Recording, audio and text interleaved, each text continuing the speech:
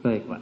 Ini saya contohkan ini, contoh kasus hokratnya ahli. Ya kan? Silakan ahli, apakah pendapat dengan contoh kasus saya ini? Di hokrat itu dalam aresnya itu di tanggal 17 Januari tahun 1921,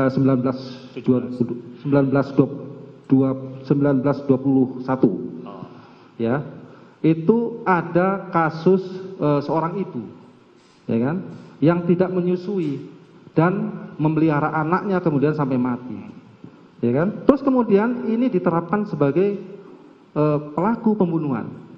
Nah, pelaku pembunuhan karena walaupun dia sebagai dengan dihubungkan dengan kehendak dan pengetahuan, Wills theory dan foretelling theory, Willen and Witten tidak ada sebenarnya secara langsung direct, secara direct tidak ada langsung ahli. Tetapi karena dia tidak berbuat, kemudian dia dianggap melanggar ketentuan undang-undang, yaitu delik pembunuhan tadi. Nah, ini salah satu contoh hokratnya ahli. Nah, ini yang saya maksud. Baik Pak Jaksa, terima kasih. Soal ibu menyusui itu, yang lalai menyusui, sebenarnya itu masuk dalam konteks negligence, ya, yang disebut sebagai nalaten delik yang tidak berbuat karena lalai. Jadi bahkan disebut sebagai gross negligence. Itu ada yang derajatnya lebih tinggi, kelalaian yang berat, ya. Sampai si anak itu biru-biru ya, kira-kira kalau lihat arrest warna biru-biru karena dia terlambat diberikan ASI. Nanti mungkin bisa berbagi dengan beliau. Nah, arrest ini sebenarnya sama dengan Swivelgen arrest juga, ya, tentang watermilk, susu itu ya, mengantar susu itu juga.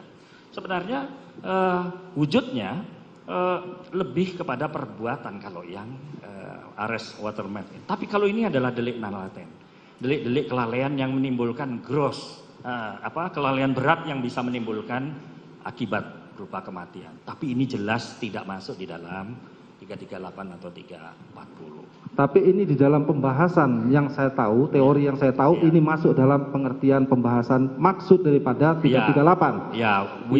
Sebagai delik komisionis omisionis per omissa. Dia tidak berbuat sehingga melanggar ketentuan undang-undang. Ya.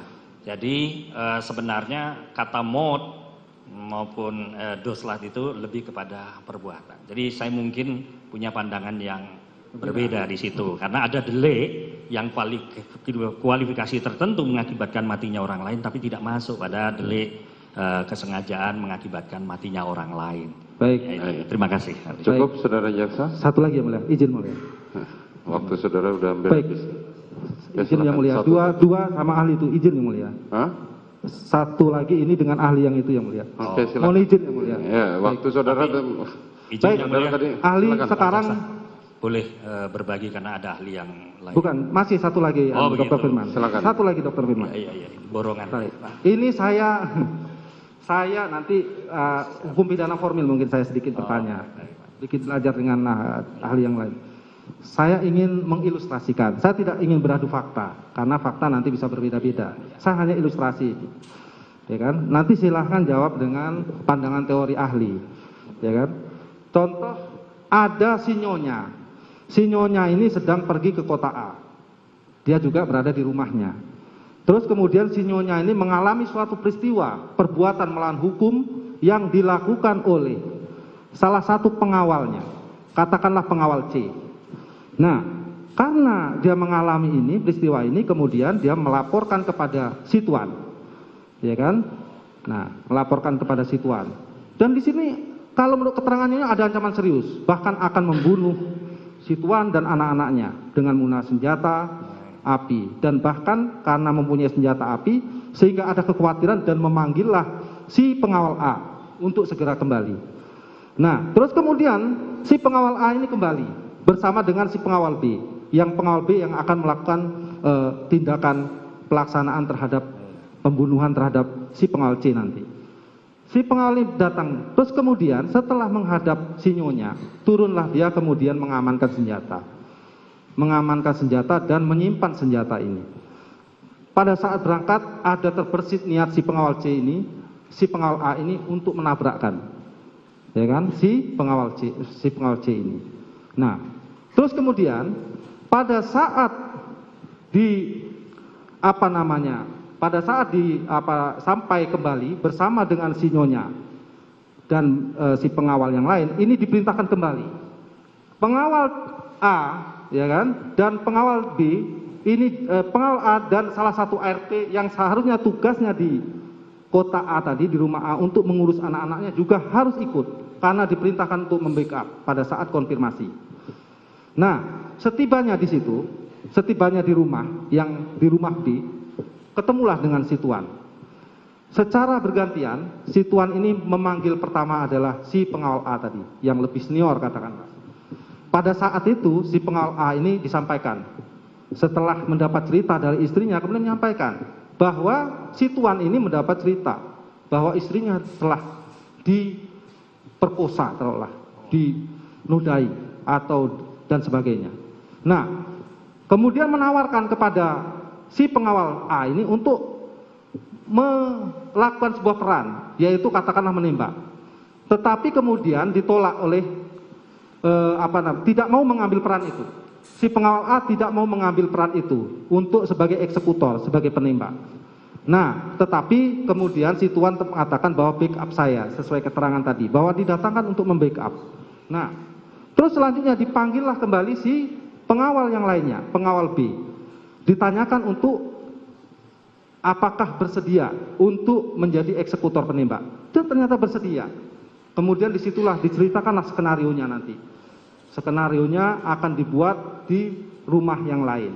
Di situ akan terjadi skenario berupa seolah-olah si C ini akan memperkosa, terus kemudian berteriak, kemudian si pengawal B turun dan terjadilah tembak-menembak. Nah, dari ini terus kemudian dilaksanakan, seolah-olah akan dilaksanakanlah isolasi. Nah, kemudian berangkatlah seluruh pengawal tadi, si A, si B, dan si korban, si C. Nah, pengetahuan si tersangka A, si pengawal A ini tadi, mendiamkan, tidak memberitahukan sama sekali, baik kepada si pengawal B maupun pengawal C, tentang maksud yang akan dilakukan oleh si Tuan tadi. Dan kemudian mengiyakan untuk membackup. Berangkatlah ke rumah ini. Majelis karena sesuatu yang berbeda dan menggiring. Ya. Karena berbeda Saya dengan fakta ilustrasi. yang kami sampaikan. Saya ilustrasi ini. Sebentar. Majelis. Oke, langsung aja pertanyaannya apa? Baik. Nah, mohon izin satu lagi Majelis. Ya, silakan. Pada saat itu terjadilah kemudian sesuai skenario tadi, terjadilah kemudian dibunuhlah si C ini oleh si ini. Nah, setelah dibunuh kemudian dibagi tugas peran bahwa baik si pengawal A, B ini kemudian menceritakan skenario kepada petugas aparatur penegak hukum dengan skenario yang didesain untuk menutupi kasus yang sebenarnya. Itu dilakukan setelah kejadian sehingga bisa sudah membuat drama skenario itu. Nah, pertanyaan saya, dari kronologis ini sesuai dengan ilustrasi yang saya bikin tadi, sehubungkan dengan teori tadi, baik teori tentang alat, teori tentang akibat, dan teori tentang turut serta. Apakah ini sudah menjadi bagian dari peran-peran tadi untuk mendukung terwujudnya unsur 55 dalam mewujudkan pemenuhan seluruh unsur pasal 340 KUHP tadi? Baik, terima kasih Pak Jaksa. Panjang juga ilustrasinya. Iya, saya berusaha mengingat. Walaupun nanti saya harus berbagi peran dengan Pak Ahli, Pak Dr. Sulawudin yang tadi juga mengilustrasikan itu. Intinya Pak, participating crime itu, kalau yang Bapak artikan itu kan, keterlibatan dalam proses tindak pidana itu, memang pada akhirnya tentu harus diwujudkan atau harus dibuktikan. Ya kan? Ada dua memang model pembuktian, alat bukti yang digunakan. Ada yang direct evidence, ya, ada yang indirect evidence. Direct evidence ya bisa diwujudkan dalam bentuk ya real evidence, misalnya apa? Alat buktinya. Ya. Nah, tadi Bapak sebutkan rangkaian dari peristiwa, ya kan, dari satu tempat ke tempat yang lain. Ya, tentu ini soal tempus delicti dan locus delicti. Tapi kalau dari ini bagian dari ilustrasi, saya katakan participating crime itu pada akhirnya ya akan diukur oleh jenis pembuktiannya, degree of evidence, tingkatan buktinya apa, ya, apakah dia direct evidence, ada bukti yang langsung mendukung, Ya, bentuknya real evidence bisa berupa pistol dan sebagainya, ada alat-alat yang lain yang sifatnya bisa menimbulkan akibat kematian, ataupun indirect atau circumstantial yang harus berputar dulu seperti yang cerita Bapak.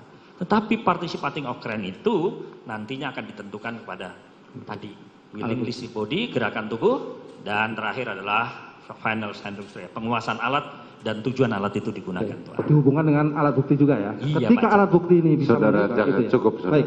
Cukup ya? Cukup. Terima kasih Pak Jaksa. Siap. Terima kasih sudah nonton. Jangan lupa like, subscribe, dan share ya.